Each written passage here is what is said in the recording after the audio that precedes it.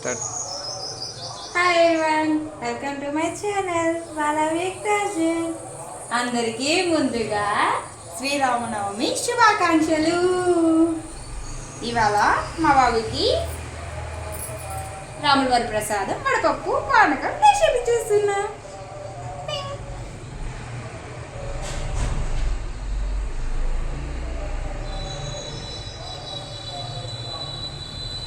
నేను తిని ఫస్ట్. అమ్మ తిన్నది చూడు.